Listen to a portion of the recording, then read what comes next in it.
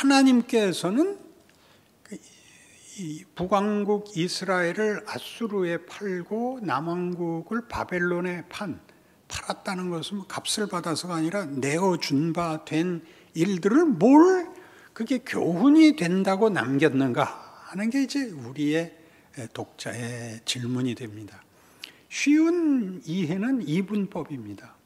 여호와를 따르면 성공하고 여호와를 배반하고 우상을 섬기면 망한다. 쉽습니다. 그러나 그 쉬운 얘기를 이 긴 세월 북왕국이 약 200년, 남왕국이 약 350년간을 반복적으로 행해가는 이유는 무엇인가 이거죠.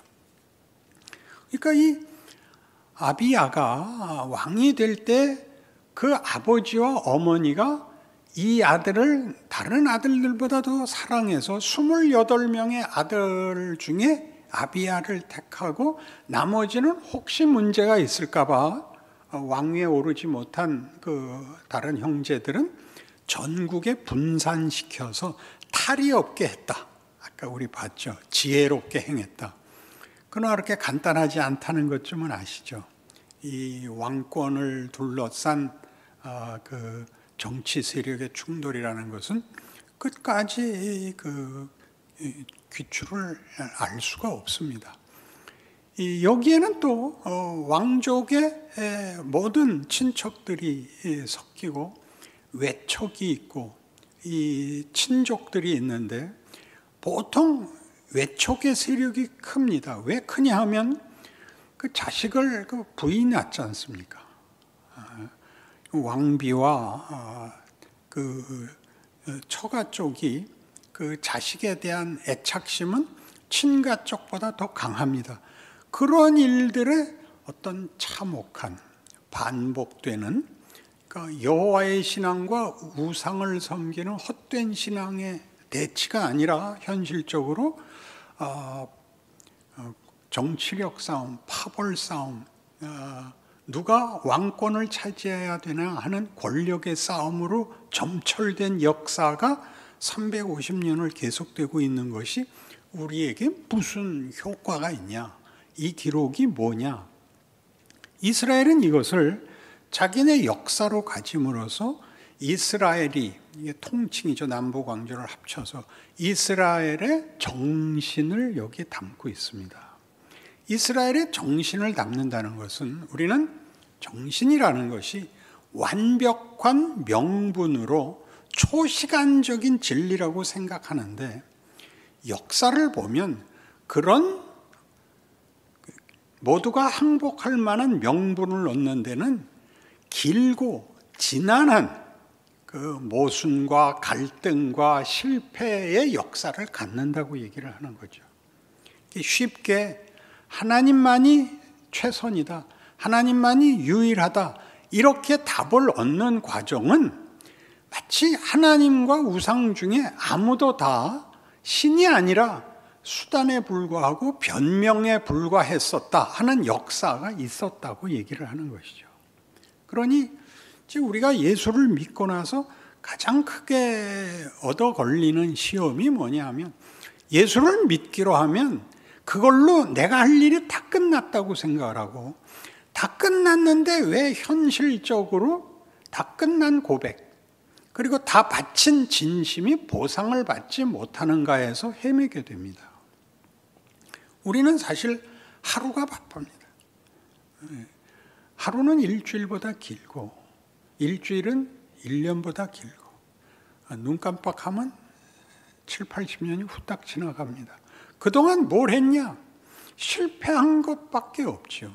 잘한 건 기억이 안 나고 잘못한 것만 기억이 나는데 그게 나를 어디로 데리고 갔느냐? 이렇게 묻는 것입니다. 어디로 데려가나요? 여러분은 분명히 그 자책도 겪었을 것이고 절망도 겪었을 것이고 그래서 분노도 했을 것입니다. 그리고 제일 많이 하는 게 체념입니다. 믿는 건 믿는 거고 현실은 현실인 인생을 살아오면서 그저 내가 죄인이지, 그거 내가 죄인이지. 저희 어른 선배님들, 그 목사님들 이제 다 돌아가신 분들이 평생 하는 말이 설교를 하든 기도를 하든 대화를 하든 내가 죄인입니다. 이 말을 해야 저는 아무개입니다. 이렇게 명함을 내밀듯이 다 그냥 외운 구절같이 그렇게 얘기를 하곤 했습니다.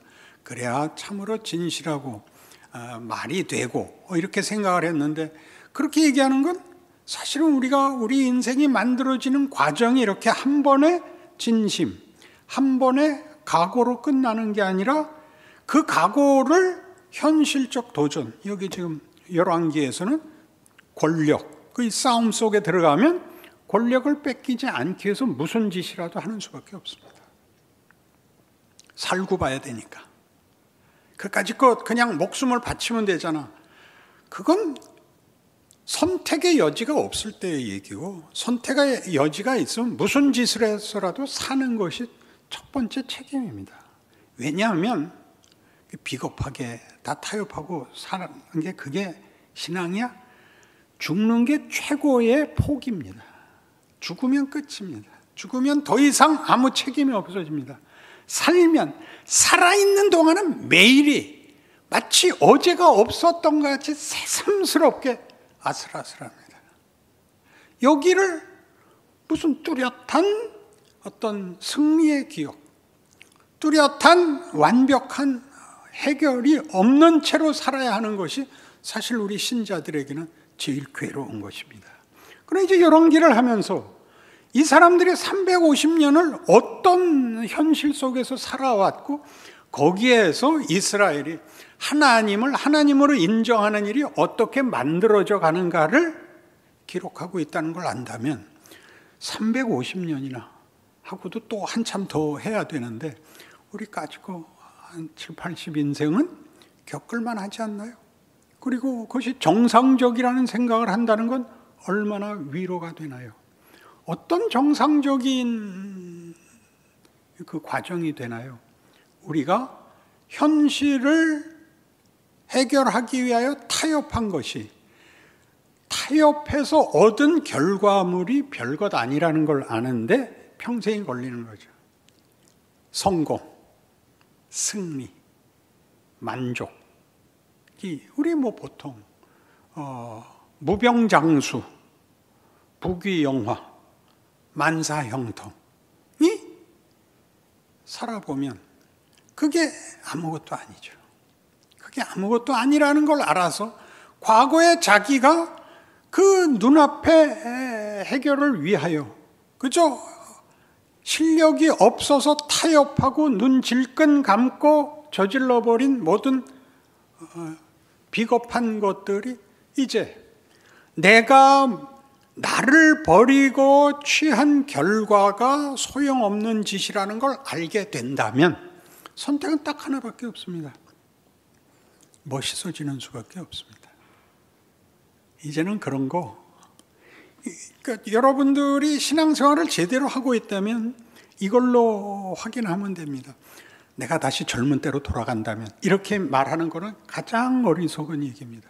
그동안 여러분이 겪은 게 지금 만들어야 하는 결과를 부인하고 다시 돌아가면 실패하지 않는, 후회하지 않는 인생을 그걸 후회하시고 여러분이 절망하시는 것이 지금 여러분을 여기까지 만들어 오고 이끌어 왔다는 걸 거부한다면 구약이 필요 없죠. 이스라엘의 역사가 도대체 왜 있는 겁니까? 하나님이 왜 이렇게 긴 시간에 걸쳐서 이 씨름을 하시겠습니까? 이것이 하나님의 지혜고 이것이 하나님의 권능이기 때문에 그렇습니다.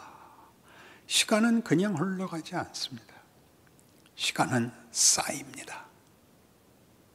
그러니까 여기에 나온 이 이야기들, 아비야는 승승장구하고 마음껏 힘을 발휘하기 위해서 아내를 14, 아들이 22, 딸을 16이나 벌써 그때 왕이 된 지 2년밖에 안 되는 사이에 그 전부터 왕성한 이걸 가졌겠죠. 어떤 왕성한 의욕을 가졌느냐? 여기 이 여로보암과의 싸움에서 그가 아버지를 이렇게 평하는 것을 보게 됩니다. 13장 6절로 돌아가셔서 다윗의 아들 솔로몬의 신하 느밧의 아들 여로보암이 일어나 자기의 주를 배반하고 난봉꾼과 잡배가 모여 따름으로 스스로 강하게 되어 솔로몬의 아들 르호보암을 대적하였으나 그때 르호보암이 어리고 마음이 연약하여 그들의 입을 능히 막지 못하였느니라. 알아요. 아버지가 우유부단했다. 아버지가 갈팡질팡했다. 나는 그렇지 않다. 그래서 죽은 것 같습니다. 그러니까 그가 죽은 것이 문제가 아니라 이런 현실 속에서 하나님이 교훈을 만들고 있고 하나님이 목적한 결과를 만들어가고 있다는 사실을 모른다면 우리는 늘 반복적으로 말씀드리듯이 회개가 다고 정답을 말하는 게 다인 그런 거중만 신자이지 자기의 인생을, 자기의 현실을, 자기가 닥친 문제들에서 신자답게 되는 일에 대하여 성경에서 아무런 도움도 얻지 못한 자들이 되는 겁니다. 그러면 불행하지 않습니까? 이것도 저것도 아닌 인생을 살아서 빨리 죽어서 천국 갈 생각, 오늘 죽어도 천국 갈 자신 있느냐? 그게 다인 인생을 산다고요?